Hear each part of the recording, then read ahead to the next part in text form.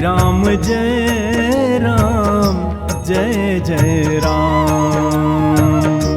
श्री राम जय राम जय जय राम। श्री राम जय राम जय जय राम।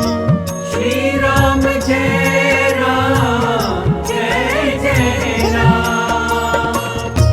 श्री राम जय राम जय जय राम। श्री राम जय राम जय जय राम। श्री राम जय राम जय जय राम। श्री राम जय राम जय जय राम। श्री राम जय राम जय जय राम। श्री राम जय राम जय जय राम। श्री राम जय राम जय जय राम।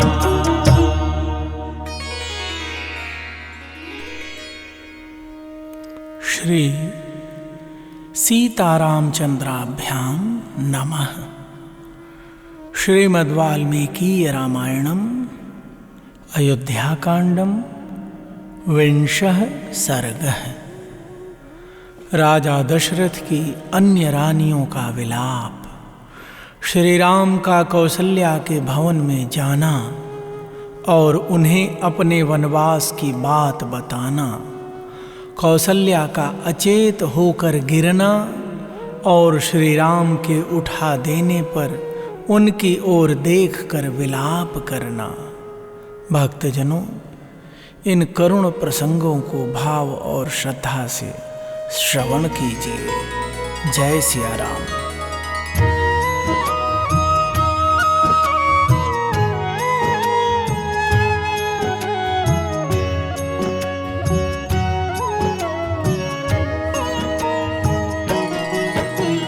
तस्मिंस्तु पुरुषव्याघ्रे निष्क्रामति कृताञ्जलौ आर्तशब्दो महाञ्जज्ञे स्त्रीणामन्तःपुरे तदा कृत्येष्वचोदितः पित्रा सर्वस्यान्तःपुरस्य च गतिश्च शरणं चासीत् स रामोऽद्य प्रवत्स्यति।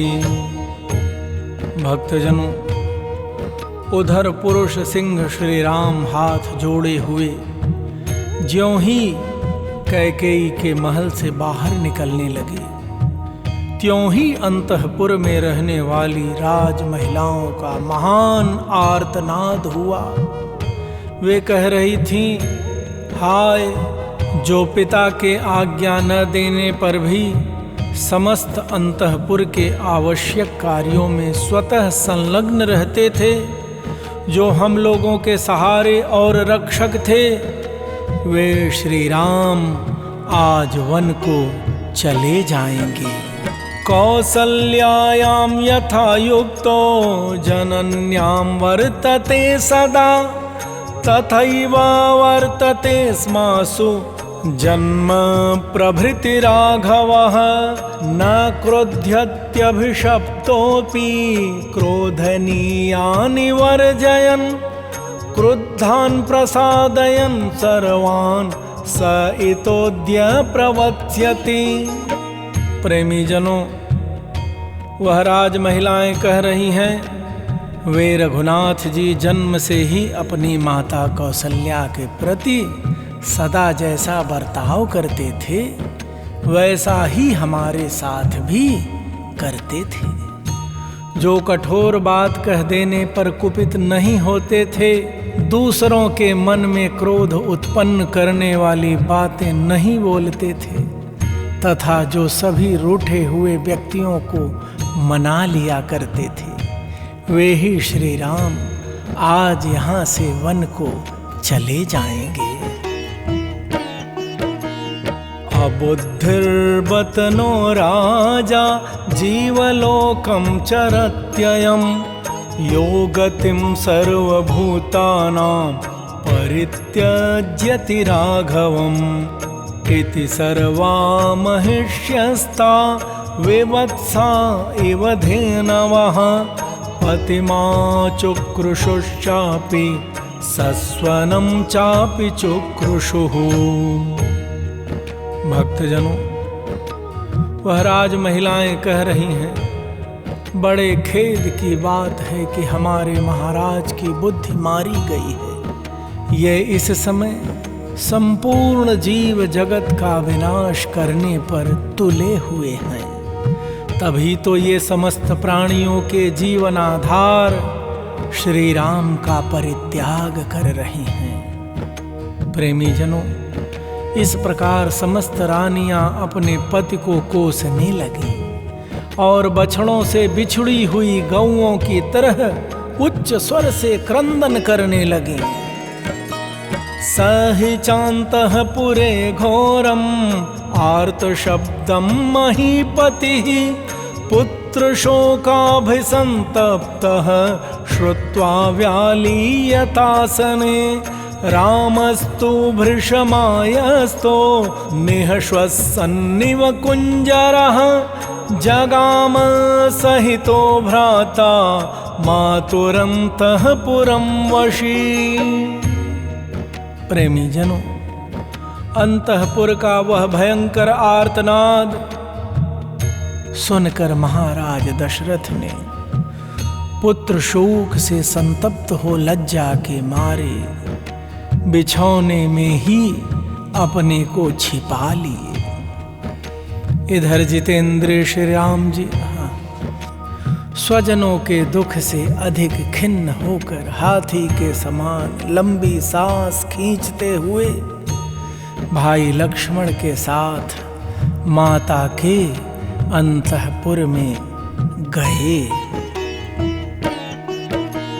सोपश्यत् पुरुषं तत्र वृद्धं परम पूजितम् उपविष्टं गृहद्वारि तिष्ठतश्चापरान् बहून् दृष्ट्वैव तु तदा रामं ते सर्वे समुपस्थिताः जयेन जयतां श्रेष्ठं वर्धयन्ति स्म राघवम्।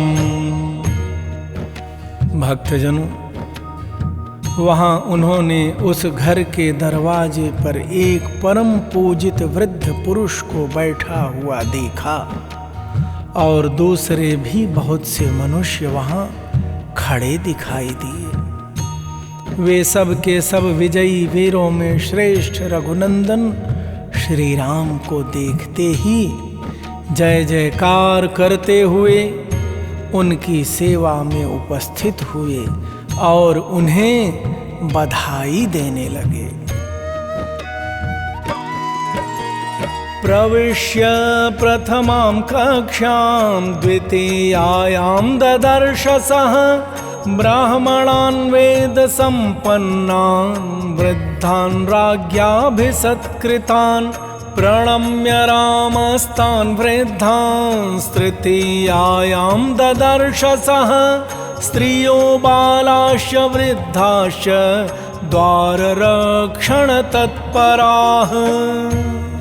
भक्तजनों, पहली ड्योढ़ी पार करके जब वे दूसरी में पहुँचे तब वहाँ उन्हें राजा के द्वारा सम्मानित बहुत से वेदज्ञ ब्राह्मण दिखाई दिए।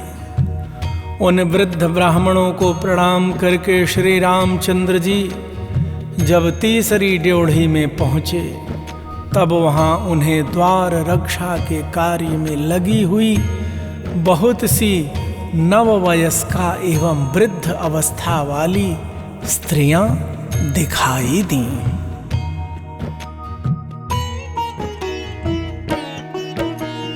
वर्धयित्वा प्रहिष्टास्ताः प्रविश्य च गृहं स्त्रियः न्यवेदयन्त त्वरितं राममातुः प्रियं तदा कौसल्यापि तदा देवी रात्रिं स्थित्वा समाहिता प्रभाते चाकरोत् पूजां विष्णोः पुत्रहितैषिणी।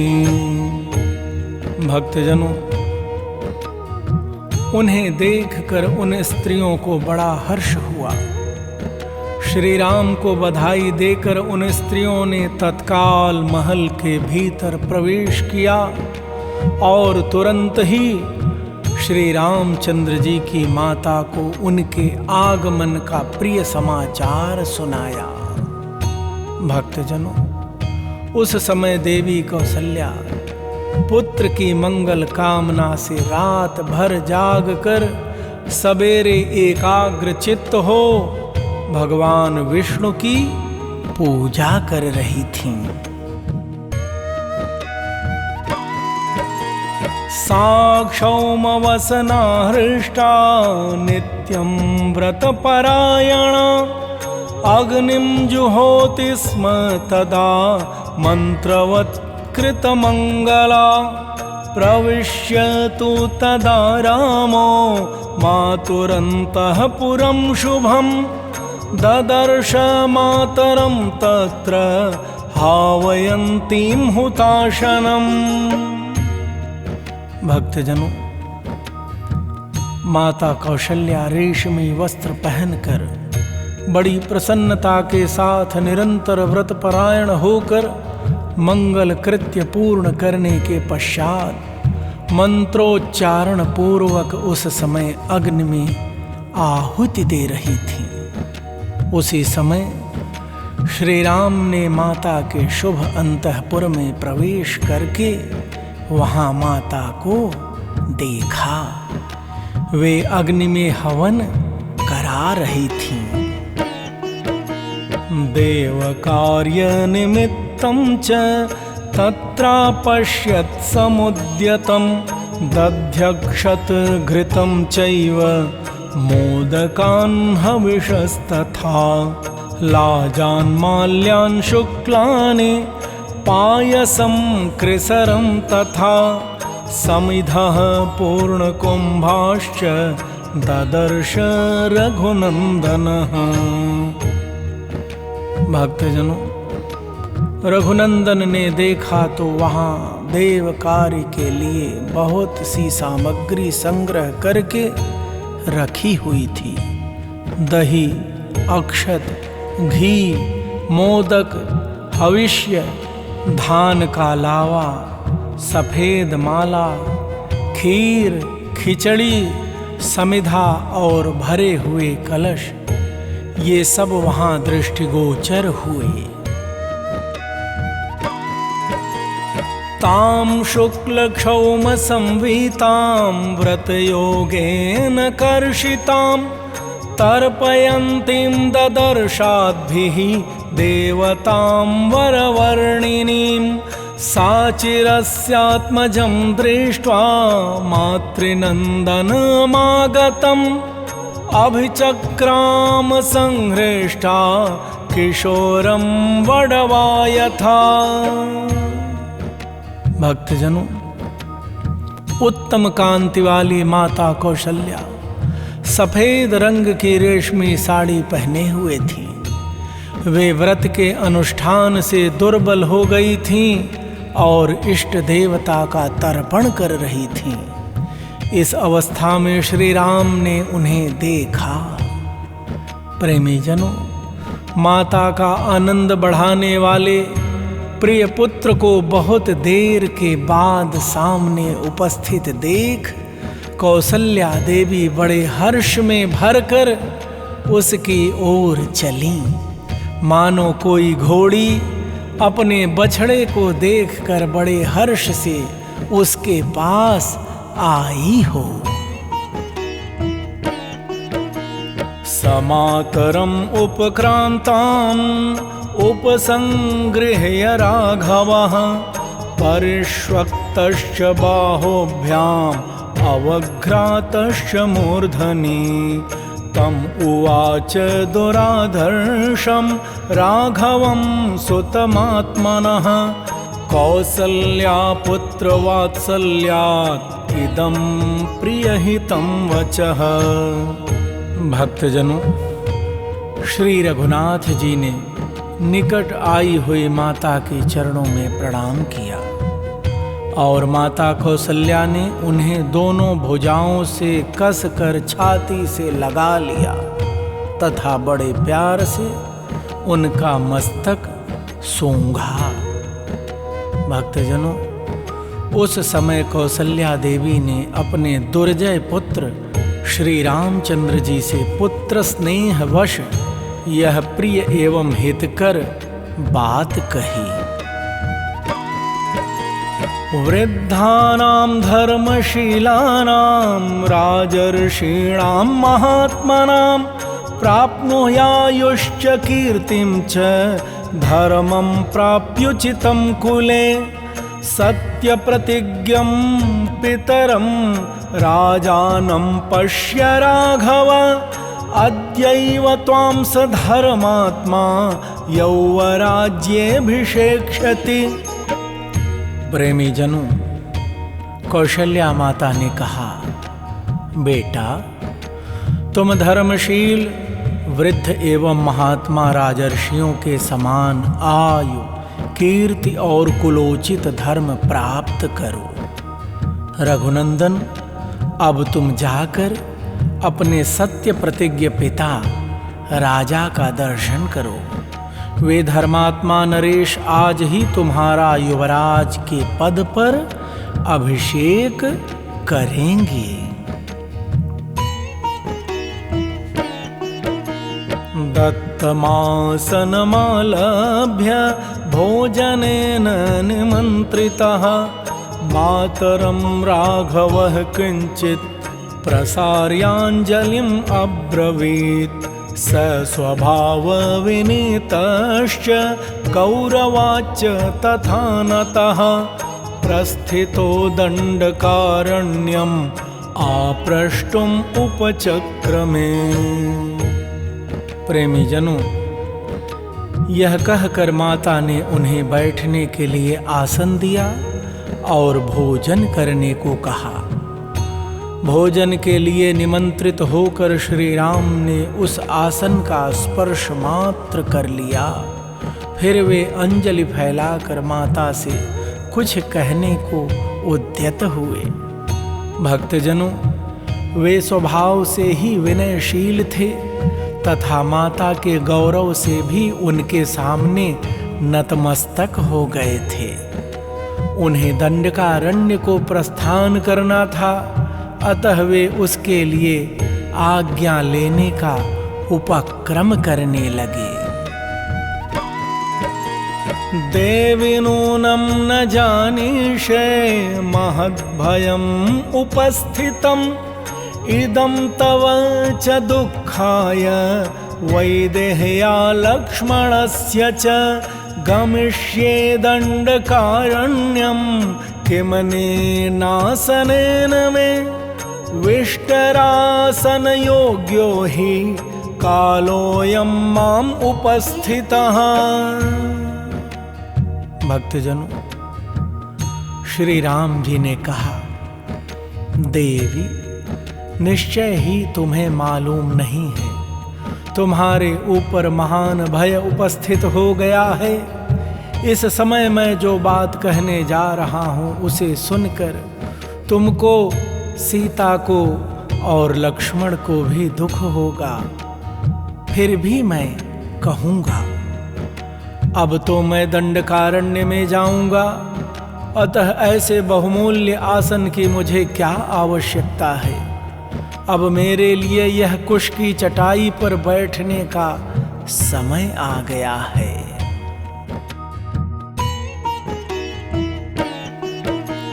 चतुर्दश हि वर्षाणि वस्यामि विजने वने कंदमूलफलैर्जीवन् हित्वा मुनिवदामिषम् भरताय महाराजो यौवराज्यं प्रयच्छति मां पुनर्दण्डकारण्यं विवासयति तापसम्। भक्तजनों, राम जी कहते हैं, माँ, मैं राजभोग्य वस्तु का त्याग करके मुनि की भांति कंदमूल और फलों से जीवन निर्वाह करता हुआ 14 वर्षों तक निर्जन वन में निवास करूंगा। भक्तजनों, राम जी कौशल्या माँ से कह रहे हैं, माँ, महाराज युवराज का पद भरत को दे रहे हैं और मुझे तपस्वी बनाकर दंडकारण्य में भेज रहे हैं। सषट्चाष्टौ च वर्षाणि वत्स्यामि विजने वने आसेवमानो वन्यानि फलमूलैश्च वर्तयन् सान्कृत्येव सालस्य यष्टिः परशुना वने पपात सहसा देवी देवतेव दिवश्च्युता। प्रेमी जनों, राम जी कौशल्या मैया से कह रहे हैं, माँ, अतः 14 वर्षों तक निर्जन वन में रहूंगा और जंगल में सुलभ होने वाले वलकल आदि को धारण करके फल मूल के आहार से ही जीवन निर्वाह करता रहूंगा। प्रेमी जनों, यह अप्रिय बात सुनकर वन में फरसे से काटी हुई शाल वृक्ष की शाखा के समान कौशल्या देवी सहसा पृथ्वी पर गिर पड़ी, मानो स्वर्ग से कोई देवांगना भूतल पर आ गिरी हो।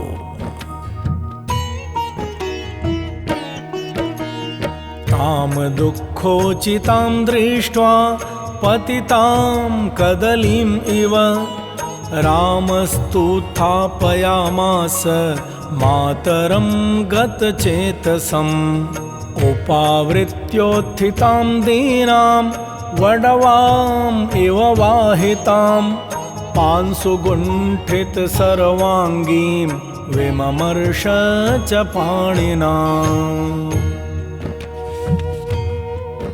माँ कौशल्या कह रही हैं,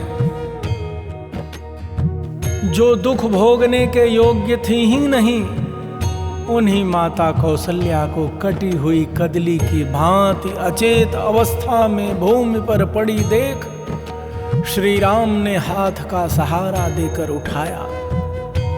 जैसे कोई घोड़ी पहले बड़ा भारी बोझ ढो चुकी हो और थकावट दूर करने के लिए धरती पर लोट पोट कर उठी हो, उसी तरह उठी हुई कौशल्या जी के समस्त अंगों में धूल लिपट गई थी और वे अत्यंत दीन दशा को पहुंच गई थी। प्रेमी जनों, उस अवस्था में श्री राम जी ने अपने हाथ से उनके अंगों की धूल पोंछी। साराघवम् उपासीनम् सुखार्ता सुखोचिता उवाच पुरुषव्याघ्रम् उपशृण्वती लक्ष्मणे यदि पुत्र न जायेथा मम शोकाय राघव न अस्म दुःखमतो भूयः पश्येयम् अहमप्रजाः। भक्तजनों, कौशल्या जी ने जीवन में पहले सदा सुख ही देखा था और उसी के योग्य थी, परंतु उस समय वे दुख से कातर हो उठी थी। उन्होंने लक्ष्मण के सुनते हुए अपने पास बैठे पुरुष सिंह श्री राम जी से इस प्रकार कहा, बेटा रघुनंदन, यदि तुम्हारा जन्म न हुआ होता तो मुझे इस एक ही बात का शोक रहता। आज जो मुझ पर इतना भारी दुख आ पड़ा है, इसे वंध्या होने पर मुझे नहीं देखना पड़ता, बस इसी बात का शोक रहता। एक एव हि वंध्याया शोको भवति मानसः अप्रजास्मीति संतापो न ह्यन्नः पुत्र विद्यते न दृष्टपूर्वं कल्याणं सुखं वा पति पौरुषे अपि पुत्रे विपश्येयाम् इति रामास्थितं मया। भक्तजनों, माता कौशल्या कह रही हैं, बेटा, वंध्या को एक मानसिक शोक होता है। उसके मन में यह संताप बना रहता है कि मुझे कोई संतान नहीं है। इसके सिवा दूसरा कोई दुख उसे नहीं होता।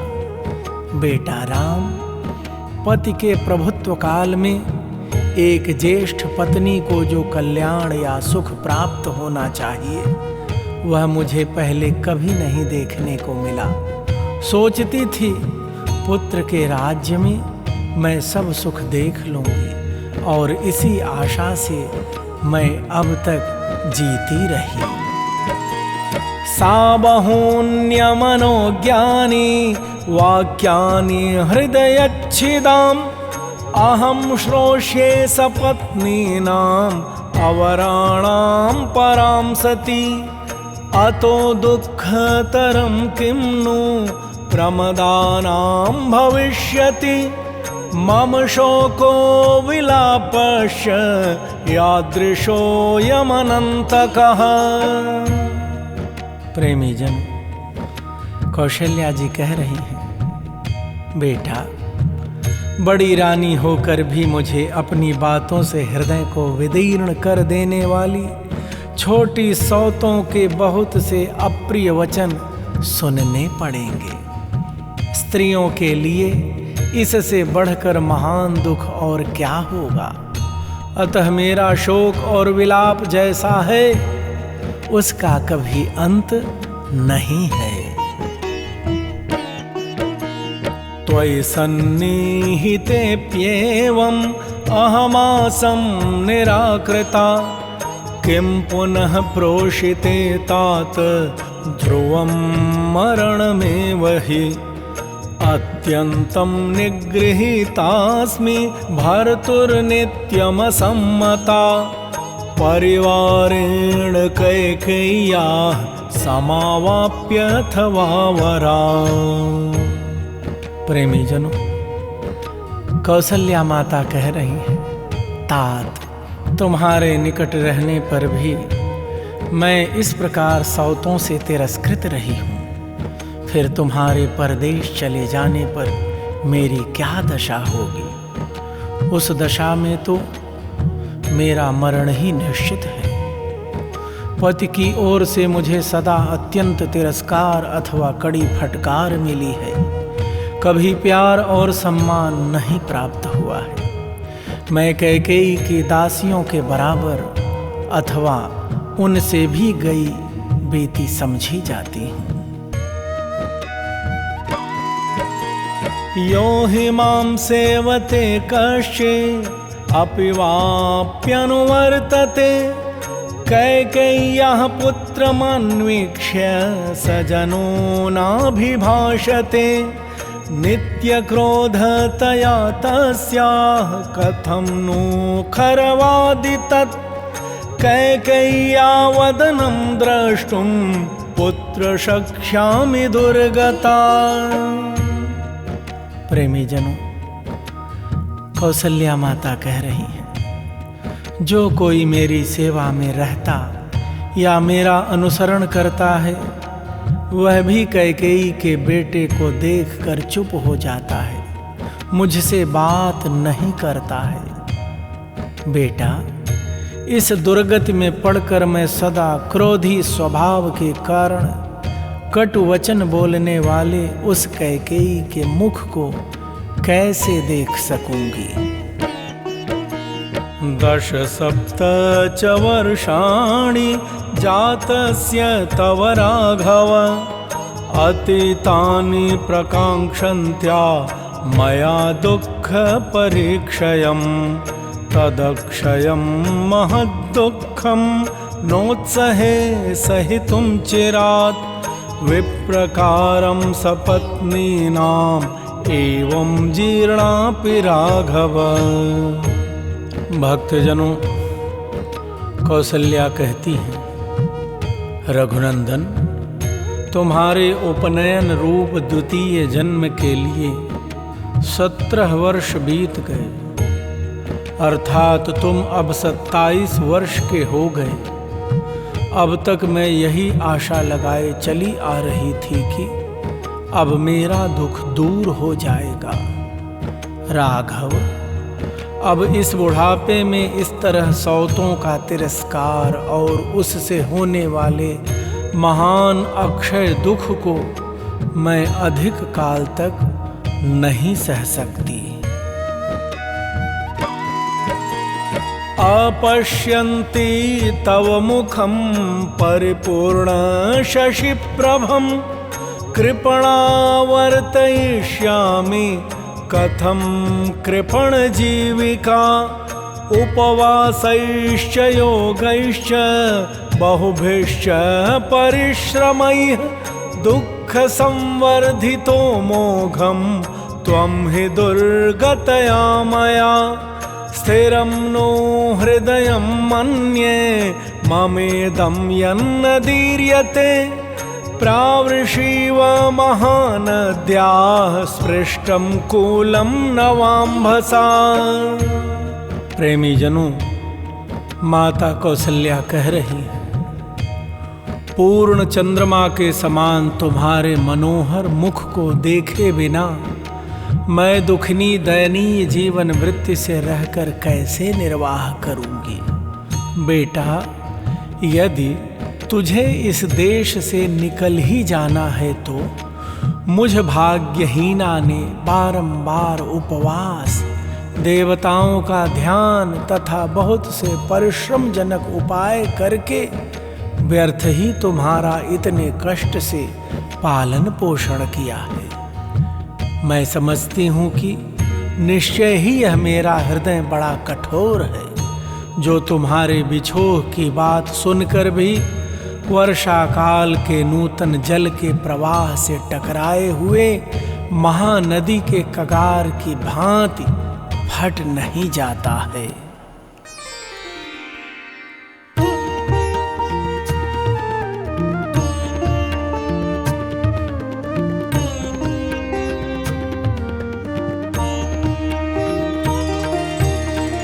ममैव नूनं मरणं न विद्यते न चावकाशोऽस्ति यमक्षय मम यदन्तको दैव न मां जिहीर्षति प्रसह्य सिंहो रुदतीं मृगीम् इव।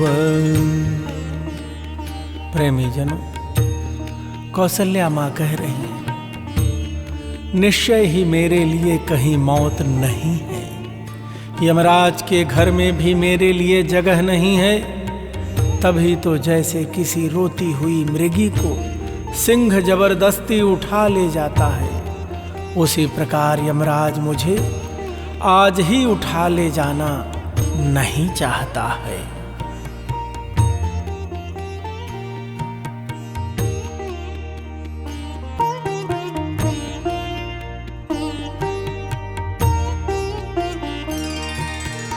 स्थिरं हि नूनं हृदयं ममायसं न भेद्यते यद्भुवि नो विदीर्यते अनेन दुःखेन च देहमर्पितं ध्रुवं ह्यकाले मरणं न विद्यते।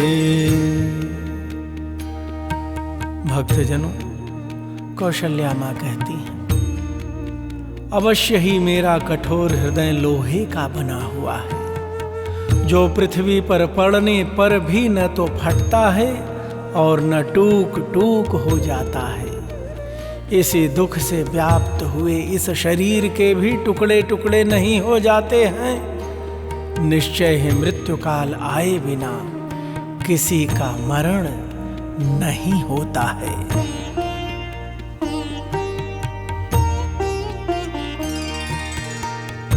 इदं तु दुःखं यदनर्थकानि मे व्रतानि दानानि च संयमाश्च हि तपश्च तप्तं यदपत्यकाम्यया सुनिष्फलं बीजमिवोक्तमूषरे।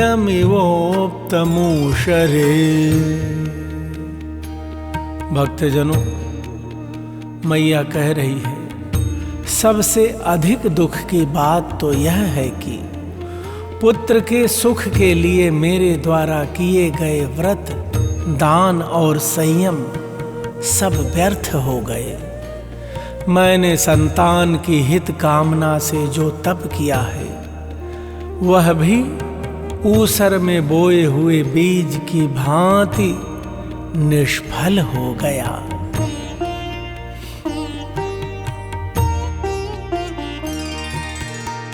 यदि ह्यकाले मरणं यदृच्छया लभेत कश्चित् गुरुदुःखकर्षितः गताहमद्यैव परेत संसदं विना त्वया धेनुरिवात्मजेन वै।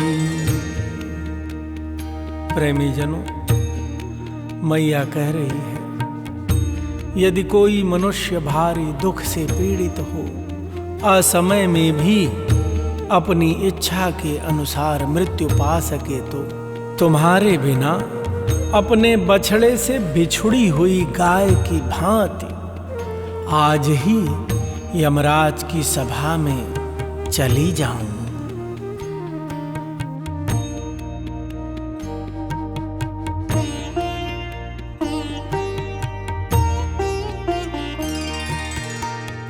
अथापि किं जीवितमाद्य मे वृथा त्वया विना चन्द्रनिभानन